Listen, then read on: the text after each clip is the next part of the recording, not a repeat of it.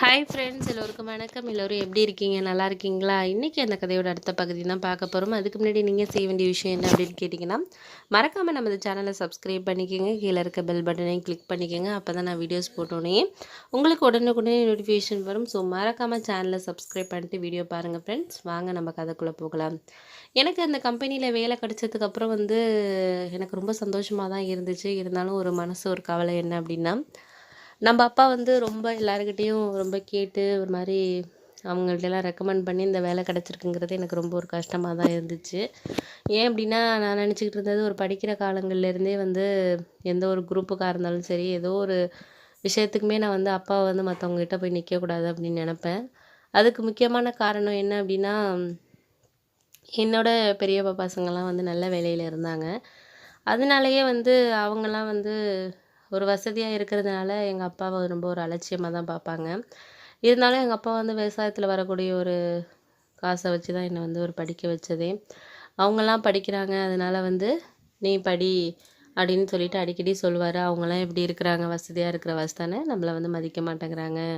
நம்மளும் ஒரு நல்ல நிலைமைக்கு அவங்களுக்கு ஈக்குவலாக வந்தால் தான் நம்மளை மதிப்பாங்க அப்படின்னு சொல்லிட்டு அவர் அடிக்கடி என்கிட்ட அந்த விஷயத்த சொல்லிகிட்டு இருப்பார். நானும் அதனாலேயே தான் நல்லா படித்தேன். எல்லாமே நல்ல காலேஜ்லலாம் நல்ல மார்க்கு தான். நான் வேலை கிடைக்கிற போகிற நேரத்தில் எனக்கு சரிவர ஒரு வேலையுமே ஒழுங்காக கிடைக்கல. அதுக்கப்புறம் அப்பாவோட நண்பர் ஒருத்தர் வெளியூரில் வேலை பார்த்துக்கிட்டு இருந்தார். அவர் அப்பா ஒரு 10th தான் படித்தார். அதுக்கப்புறம் அவரோட ஃப்ரெண்டுங்கலாம் நல்லா படிச்சிருந்தாங்க. பெரிய கம்பெனியில் நிறைய பேர் வேலை பார்த்தாங்க. அதில் அப்பாவோட க்ளோஸாக உள்ள ஒரு நண்பர்னா, அப்பா நிறைய உதவிகள் அவருக்கு பண்ணியிருக்கிறாரு. அவங்க படிக்கிற காலத்தில் அவங்க அப்பாவோட அந்த ஃப்ரெண்டு ரொம்ப ஏழ்மையான குடும்பம். அப்பா தான் சாப்பாடெல்லாம் குடுப்பாங்களாம் அவங்களுக்கு. ட்ரெஸ்ஸு மொதற்கொண்டும் அப்பா தா அவங்க அப்பா எடுத்து கொடுக்குறது, அதாவது எங்கள் தாத்தா எடுத்து கொடுக்குறத போயிட்டு அவரோட நண்பருக்கெல்லாம் கொடுத்து உதவுவார் அப்படின்னு சொல்லிகிட்டு இருப்பார் அடிக்கடி. அப்போ நான் வேலை கிடைக்காம ஒரு வருஷமாக இருக்கிறதுனால என் மேலே எல்லாருக்குமே அலட்சியம் இருந்துச்சு.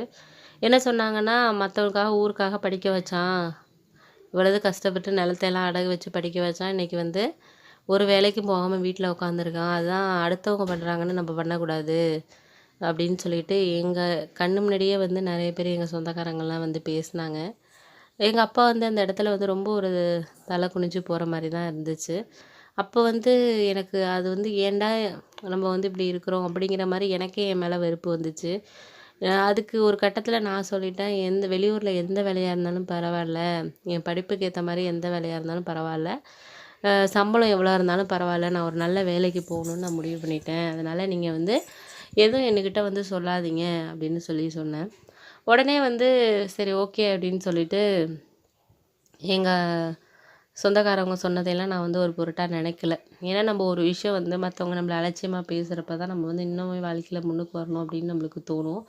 நம்மள்ட்ட எல்லாமே பாசிட்டிவாகவே பேசிக்கிட்டு இருந்தாங்கன்னா வாழ்க்கையில் சரி, நம்மள்ட்ட தான் எல்லாமே சப்போர்ட்டாக இருக்காங்களே, நம்மளுக்கு ஒன்றும் கவலை இல்லை, நம்மளுக்கெல்லாம் இருக்கிறாங்க அப்படின்னு சொல்லிட்டு ஒரு நம்பிக்கை இருக்கும். நம்மள்ட்ட ஒருத்தவங்க நீ சரியில்லை, ஏன் இப்படி இருக்கிற அப்படின்னு சொன்னால் தான், என்னடா நம்மளை இந்த மாதிரி சொல்லிட்டாங்களே, நம்ம அப்பா இப்படி சொல்லிட்டாங்களே அப்படின்னு சொல்லிட்டு நம்மளுக்கு ஒரு உத்வேகம் வரும். அதுதான் எனக்கு அன்னைக்கு வந்துச்சு. சரி, நம்ம எந்த வேலைக்கா இருந்தாலும் போயிடுவோம்னு சொல்லிட்டு எங்கள் அப்பாகிட்ட போய் நான் சொன்ன ஒரு வார்த்தை. நான் எந்த வேலையாக இருந்தாலும் பரவாயில்லப்பா, என் படிப்புக்கு ஏற்ற மாதிரி இல்லைனாலும் பரவாயில்ல, நான் ஓரளவு வேலை பார்க்கணும், அதனால நான் போகிறேன், நானாகவே போய் வேலை தேடிக்கிறேன் அப்படின்னு சொன்னப்போ எங்கள் அப்பா ரொம்ப மனசு கவலைப்பட்டார். நீ இவங்க சொல்கிறதையெல்லாம் பெருசாக நினைக்காதப்பா, இவங்க எப்படி இருந்தாலும் நம்மளை பேசுவாங்க தான். அதாவது கொஞ்சம் வருஷத்துக்கு முன்னாடி என்ன சொன்னாங்க, அவங்க அண்ணனுங்கள்லாம் நல்லா இருக்காங்க, இவங்க இவ்வளோ கஷ்டப்படுறாரு, தம்பி இவ்வளோ கஷ்டப்படுறாரு அப்படின்னு சொல்லிட்டு என்னை பாவப்பட்டாங்க.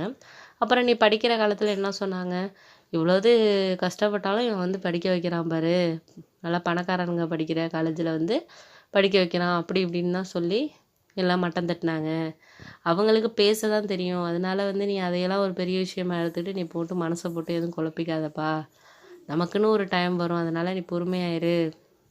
நான் நம்ம வீட்டு பேரில் லோன் போடலான்னு இருக்கேன், போட்டு நீ கொஞ்சம் படித்த கடன்லாம் கொடுத்துட்டோன்னா, அப்புறம் உன் தங்கச்சி தானே, அவள் இப்போ தான் காலேஜ் போய் சேர்ந்துருக்கா, அவளுக்குன்னா கல்யாணம் பண்ணுறதுக்கு ஒரு 3 வருஷம் ஆகும், அதுக்குள்ளே ஏதாச்சும் நம்ம கொஞ்சம் சேர்த்தரலாம், ஒன்றும் பிரச்சனை கிடையாது. நான் அதான் யோசிச்சுக்கிட்டு இருக்கேன். ஏன்னா ரொம்ப கடன் வாங்கி நம்மளுக்கு ரொம்ப சுமையாக இருக்கிற மாதிரி எனக்கு தெரியுது. மாதம் பிறந்தா நம்மளுக்கு வட்டி கொடுக்குறது அந்த மாதிரி விஷயங்கள் தானே இருக்குது. அதனால் என்னால் சமாளிக்க முடியலப்பா, அதனால் நான் லோன் போடுறதுக்காக அந்த பக்கத்து வீட்டு சித்தப்பா கிட்ட தான் பேசியிருக்கிறேன், அதனால நம்ம அது மாதிரி வேணால் பண்ணுவோம்ப்பா அப்படின்னு சொல்லிட்டு சொன்னதுக்கு நான் வந்து எனக்கு ரொம்ப ஒரு கஷ்டமாக இருந்துச்சு. அப்பா ரொம்ப வீட்டையும் இப்போ வந்து நம்ம லோனில் போயிட்டுனா அப்புறம் வந்து கஷ்டம். அதனால வந்து வேணாம்ப்பா கொஞ்சம் வெயிட் பண்ணுங்க. ஒரு 3 மாதம் 4 மாதம் பாருங்கப்பா. நான் எப்படியாச்சும் ஒரு வேலையில் சேர்ந்துடுறேன்ப்பா. ஒரு 15,000 சம்பளமாக இருந்தாலும் பரவாயில்லப்பா அப்படின்னு சொன்னேன்.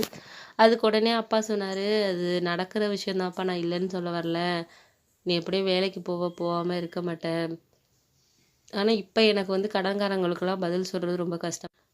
ஹாய் ஃப்ரெண்ட்ஸ், எல்லோருக்கும் வணக்கம். எல்லோரும் எப்படி இருக்கீங்க? நல்லா இருக்கீங்களா? இன்னைக்கு அந்த கதையோட அடுத்த பகுதி தான் பார்க்க போறோம். அதுக்கு முன்னாடி நீங்க செய்ய வேண்டிய விஷயம் என்ன அப்படின்னு கேட்டிங்கன்னா, மறக்காம நம்ம அந்த சேனலை சப்ஸ்கிரைப் பண்ணிக்கோங்க. கீழே இருக்க பெல் பட்டனையும் கிளிக் பண்ணிக்கோங்க. அப்பதான் நான் வீடியோஸ் போட்டோன்னே உங்களுக்கு உடனுக்குடனே நோட்டிஃபிகேஷன்ஸ் வரும். ஸோ மறக்காம சேனலை சப்ஸ்கிரைப் பண்ணிட்டு வீடியோ பாருங்க ஃப்ரெண்ட்ஸ். வாங்க நம்ம கதைக்குள்ள போகலாம். நான் வந்து அவன பார்க்க போனதுக்கு அப்போ வந்து கடைய அப்ப தான் வந்து சாத்தி எல்லா பொருளையும் எடுத்து வச்சுக்கிட்டு இருந்தான். சரி வாடா உள்ளார, என்ன இந்த நேரத்தில வந்திருக்க, 9 மணி ஆயிடுச்சு அப்படின்னு சொல்லிட்டு என்ன சொன்னான். நான் வந்து ஒரு மாரி தயங்கிக்கிட்டே வெளியிலே நின்னேன் அப்படின்னு சொல்லிட்டு, சரி வா நம்ம மாடிக்கு போலாம் அப்படின்னு சொல்லிட்டு மாடிக்கு அழைச்சிட்டு போனான். அழைச்சிட்டு போனோனே சேர போட்டு உட்கார வச்சான். ஏன்டா ஒரு மாரி சோகமா இருக்க? என்ன வீட்ல ஏதாச்சும் பிரச்சனையா என்ன? அப்படின்னு சொல்லிட்டு கேட்டதுக்கு, உனக்கே தெரியும்டா என்னோட சூழ்நிலை. படிச்சேன். ஒழுங்கா வேலை கிடைக்கல. அதனால வந்து எங்க வீட்ல ஏகப்பட்ட பிரச்சனைடா. அப்பா கடன் வாங்கி தான் என்ன படிக்க வச்சாரு. இப்ப வட்டி குடுக்குறதுக்கு ரொம்ப கஷ்டமா இருக்கு. கேட்டவங்கலாம் கடன் குடுத்தவங்கலாம் இப்ப கேட்டுட்டு ரொம்ப பிரச்சனை பண்றாங்களாம். அப்பா வந்ததுனால வீட்டு லோன் போட போறாராம்டா. அதான் என்ன பண்றதுன்னே எனக்கு ஒண்ணுமே தெரியலடா அப்படின்னு சொல்லிட்டு சொன்னேன். அதுக்கு உடனே, நீ வந்து இத நினைச்சு தான் இவ்வளோ கவலையில இருக்கிறியா? எல்லார் வீட்லயும் அது பிரச்சனை இருக்குதான்டா. நான் இல்லைன்னு சொல்ல வரல. இப்ப எங்க அண்ணனே வந்து நாங்க 2 பேரும் எங்க வீட்ல எங்க அண்ணன் வந்து நல்லா படிக்க வச்சாங்க. அவங்க வந்து வாங்கினப்பயே கடன் எங்க வீட்லேயும் தான் நெறையா இருந்துச்சு. எங்க அப்பாவால குடுக்க முடியல. அதனால வந்து நோ கொஞ்சம் நிலத்த வித்துட்டு கடன குடுத்தாங்க. இப்போ கொஞ்சம் நிலம் தான் இருக்கு. அதில தான் ஓரளவு விவசாயம் பண்ணிக்கிட்டு இருக்கோம். நான் அதனால தான் ஒரு முடிவு பண்ணேன். ஒரு சாதா காலேஜில தான் படித்தேன், உனக்கே தெரியும். ஒரு டிகிரி சாதா காலேஜில தான் படித்தேன். அதுக்கப்புறம் சரின்ட்டு ஏதோ கொஞ்சம் பணத்த வந்து எங்க அப்பாட்ட கேட்டு, சொந்தக்காரங்க அப்படி கேட்டு வாங்கி தான் அந்த கடை வச்சேன். ஏதோ வீட்டு ஒரு செலவுக்கு ஓடிக்கிட்டு இருக்கு. லாபம் ஏதோ இருக்கோ இல்லையோ, ஏதோ போடுற முதலுக்கு ஏத்த மாரி ஓடிட்டு இருக்கு. ஏதோ ஒரு தொழிலா போயிடுச்சு. இப்போ கொஞ்சம் கொஞ்சமா நானும் வந்து வெளியூருக்கெல்லாம் வந்து குடுக்குற மாரி பார்த்துக்கிட்டு இருக்கேன். அதனால என்ன பண்றது? இப்ப எங்க அண்ணன் வந்து படிக்க வச்சோம். அவன் வந்து இப்ப கல்யாணம் ஆகி உனக்கே தெரியும். அவன் ஒய்ஃபோட ஊர்ல செட்டில் ஆயிட்டான். இப்ப நாங்க தான் வந்து நிலத்த வித்து குடுத்தோம். இப்ப அவன் ரூ. 1 அனுப்புறதில்ல வீட்டுக்கு. அப்படிலாம் தான் சூழ்நிலை இருக்கு. இருந்தாலும் எங்க அப்பா வந்து வெளியில சொல்ல முடியாம ஒரு மாரி நொந்து போயிட்டு இருக்காரு. இவன படிக்க வைக்கலே, இவன் குடும்பத்த பார்த்துக்கிட்டு இருக்கானேன்னு அவருக்கு ஒரு மனசுல ஒரு கவலையா இருக்கு. அத வெளில சொல்ல முடியாம தான் அவரும் ஓட்டிக்கிட்டு இருக்காரு. அதனால என்னடா பண்றது? நம்மளுக்கு ஒரு பெரிய பிரச்சனையா தான் இருக்கு. நீ ஒண்ணும் கவலைப்படாத. நான் ஒரு ஐடியா சொல்றேன். உங்க அப்பாவோட ஃப்ரெண்டு ஒருத்தர் இருக்கிறார்ல, அவரு கூட வெளியூர்ல இருக்கிறாரு. அவரு நம்ம ஊர்லயே 2, 3 பேருக்கு வேலை வாங்கி குடுத்துருக்காரு. வேணா உங்க அப்பா கிட்ட சொல்லி, நீ வேணா அந்த வேலைய வேணா பாரு. லோன் போட்டா கூட என்ன ஓரளவு கடன் குடுக்குற அளவுக்கு போட்டுக்கிட்டு ஒரு 2 வருஷம் கட்டுற மாரி போட்டுக்கோ. அப்புறம் நீ வேலை பார்த்தா கூட நீங்க கட்டிக்கலாம். ஒண்ணும் பிரச்சனை கிடையாது. அதனால வந்து அவர் தான் வந்து எங்க மாமா தெரியும்ல, அவரோட பையனுக்கெல்லாம் வந்து அவர் தான் வேலை வாங்கி குடுத்துருக்காரு. இப்ப நல்லா இருக்கிறான், வேலை பார்க்குறான். ஹாஸ்டல்ல தங்கி தான் வந்து வேலைக்கு போயிட்டுருக்கான். அவனுக்கு 15,000த்துக்கு மேல சம்பளம். அவன் வந்து ஓரளவு ஆவரேஜான பையன் தான். அவனே இருந்தா வேலை பார்க்கலையா? நீ நல்லா டேலண்ட்டு தானே, நல்லா படிச்சிருக்க, எல்லாம் பண்ணியிருக்கிற, ஒண்ணும் பிரச்சனை இல்ல. உங்க அப்பா விட்டு நீ வந்து கேட்க சொல்லு. எல்லா பிரச்சனைக்கும் ஒரு முடிவு இருக்கு. முடிவு இல்லாத பிரச்சனை எதுவும் கிடையாது. அதனால நீ அதையே நினச்சு மனச போட்டு குழப்பிக்கிட்டு எதையும் வந்து உங்க அப்பாவையும் நீ வந்து கஷ்டப்படுத்தாத. லோன் போடாம இப்போ இருக்க பிரச்சனைய சமாளிக்க முடியாதா? ஏன்னா வந்து இப்போ நீ போய் சம்பாதிச்சாலும் ஒரு 3 மாசத்துலலாம் வந்து உன்னால வந்து ஒரு ரூ. 3,00,000 4,00,000 வந்து சமாளிக்க முடியாது. அதனால வந்து நீ லோன் போட்டா கூட ஒரு 2 வருஷத்துல நீ கட்டிறலாம். இல்ல வந்து மொத்தமா ஏதாச்சும் கொஞ்சம் காசு சேர்த்து வச்சா கூட ஒரு 6, 7 மாசம் கட்டிட்டு கூட நீ வந்து மொத்தமா வந்து அத வந்து சேர்த்து கட்டிறலாம். ஒண்ணும் பிரச்சனை இல்ல. அதனால நீ பார்த்துக்க. அப்பாகிட்ட வந்து சொல்லு. அவர வேணா போய் பாருங்க. அவர் வந்து பக்கத்துல இருக்க டவுன்ல தானே இருக்காரு. அவர் ஏதாச்சும் ஏற்பாடு பண்ணுவாரு வேலைக்கு. அவங்க அப்பாவும் அவரும் தான் நல்ல ஃப்ரெண்ட் ஆச்சே அப்படின்னு சொல்லிட்டு சொன்னான். சரின்னு சொல்லிட்டு, சரி வா சாப்பிடு அப்படின்னு சொன்னான். சரி வேணான்டா, நான் போயிட்டு வரேன். நான் போயிட்டு அப்பாகிட்ட முடிஞ்சா பேசுறேன் அப்படின்னு சொல்லிட்டு அப்புறம் கிளம்புனேன்.